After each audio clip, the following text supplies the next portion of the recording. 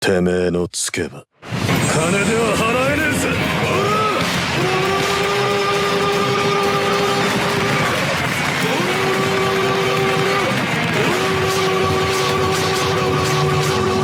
I feel like the 12th episode of ReZero is always a special one. In season 1, it introduced us to Priscilla and the rest of the royal selection. In season 2, we get a glimpse of what Subaru leaves after he dies, the full group of witches, and the deal of a lifetime proposed by Echidna. This episode, I guess we get to enjoy the dethroning of the little king named Regulus. I love how in the beginning of all of this, in the beginning of ReZero, Emilia used to think being a half-elf was a curse because of the prejudice and hardships that she faced, but in the Church of Wives, she uses it as a bargaining chip to win them over. She may be different from everybody else and she may be a half-elf, but it doesn't bother her anymore. And I have to say, it's official. Regulus is not only the most hated husband outside of his marriage, but obviously the wives that he does have hate him with a passion. One of them said they'd rather date a ground dragon over him. Yo, bro, the stuff they were saying in this church, bro, it was crazy. But the real reason he should be hated is because he affixes his hearts to the hearts of his wives, meaning all 70 of them are his voodoo dolls of life. As long as they live, he cannot die. Man, I thought Emilia earned all of my respect in episode 2 of season 3, but man, this episode, she showed Regulus just how fed up she really was. Before we get into the pounding she gave Regulus, I have to ask a question. Did any of you see Subaru's trick up his sleeve coming? And I mean before it flashed on the screen for us. Unseen Hand was an ability that looks like it takes an unbearable pain to control or even master. But with the elegance of a brain surgeon, Subaru whips in and whips out Regulus' heart from Emilia.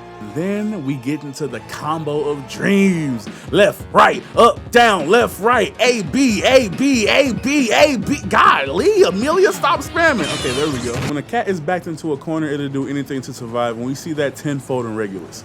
He challenged the knight to a one-on-one, and he thought he was gonna get a taste of Subaru, but little did he know the knight he threw into the sky that would bounce off the moon, crazily enough, would send him flying just like he did him in the previous episode. I am not convinced that this is the last we've seen of Regulus, despite him dying the same way Hadan should have. But with that, the last little heartbeat and the last little breath he takes submerged in water, the Sin Archbishop of Greed is defeated. Man, Regulus was probably my favorite villain in the series, I'll be honest. I'll keep it a buck. Like, he is the epitome of a villain. You know how Doflamingo is in One Piece? Like, he's so evil, but it's not exact. Well, no, I won't say that, because Doflamingo, I feel like, is kind of justified, but at the same time, he's still evil. You can't really root for the guy, but what he's doing is still crazy, it's still bad. But you kind of can understand it. With Regulus, it's kind of like him just being a dick. it's just him being that guy over and over and over again. And then you just kind of say like, man, this guy sucks. I would never want him in my corner. I would never want him anywhere around me, or my wife for that matter. Because if she's beautiful, she's gonna take her, and then he's gonna kill me.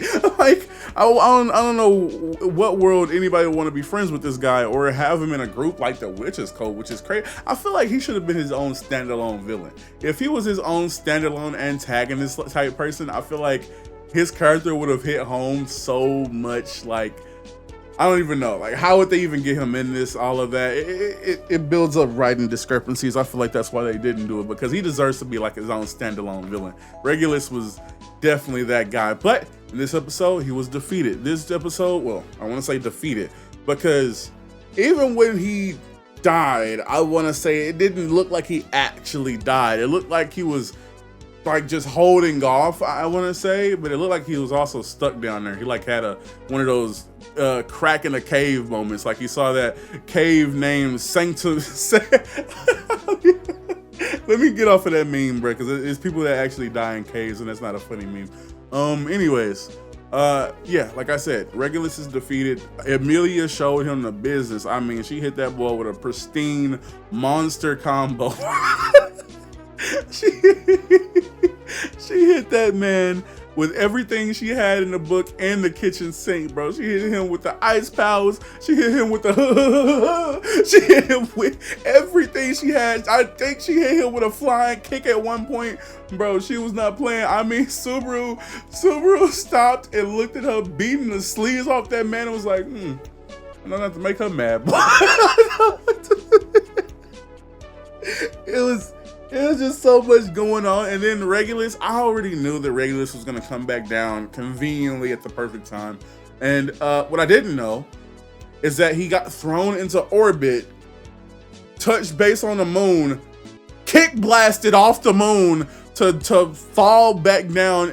I knew like the burning, I literally predicted how he would come back into the fight, but at the same time, I did not expect him to come back in the way that he did. You know, I said word for word how it was gonna happen, and when it happened, I was still surprised. Like, this show is crazy, bro. The only thing that's on my mind right now, though, is what about the other Sin Archbishops? You know, what about Gluttony? What about Gluttony? What's going on with Gluttony? We have not had any of those little like transitions back to Gluttony. You know, that's what really scares me, because yeah, when we saw them last, we saw Julius and Ricardo taking out one side. We saw Otto bring up some dragons and maybe bite them a little bit, but that's not enough. You know, that's not enough to take down Gluttony. And it's just weird. We've been like hard focusing on what Priscilla and Wrath got going on. It's also where they're all getting smacked into some water and drowning, or something has to do with like the Sin Archbishops and all going into the water. What's going on with that? but that's happening. It's just like, and I feel like I'm forgetting somebody. Lust. What's going on with Lust? Is Al still fighting her off screen, bro? Are we gonna get to see Al fight ever in the show? I see your guys' comments, bro. I see that we're saying we don't have enough budget for Al's fights. We don't have the necessary things to see Al fight. But bro, is he still fighting Lust? As that what's going on? Like what's happening with that? It's just so much going on. And I'm just lost in it all. But with this episode, bro, we got to see Reinhardt come back and handle business. I don't know where his authority, Regulus's authority, I don't know if that went to Subaru, that went to Emilia, how that authority really worked. I might not have been paying attention, but I feel like I lost it a little bit with the unseen hand grabbing Regulus's heart off of Emilia's. I thought it was gonna be like another one of those Betelgeuse situations where the gospel got transferred into Subaru, and then he was gonna have to do that for himself, and it was gonna be like a back and forth type thing going on the whole fight until Regulus came, not Regulus, but until Reinhardt came back. I'm happy it wasn't that, because I would have dragged out for so long and been so boring.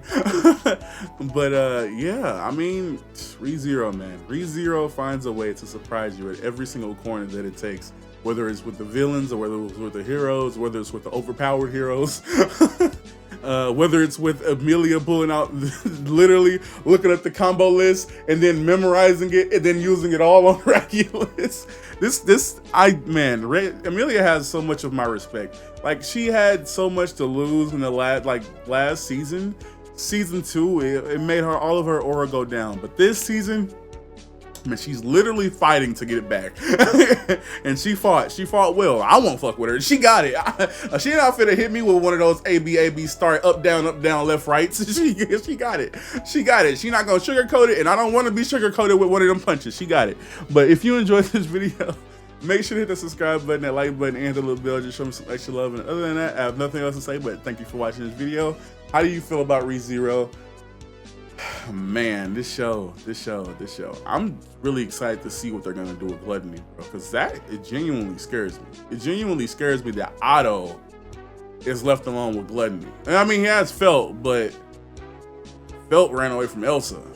I don't know how strong Felt is comparative to Gluttony, or Otto comparative to Gluttony. It's just a lot of missing ground there. And then the other Gluttony, it's a lot going on. But I'll wait until next week to ramble about that. I hope you guys enjoyed this video, and if you did, I love you guys. Thank you for watching my content, and peace.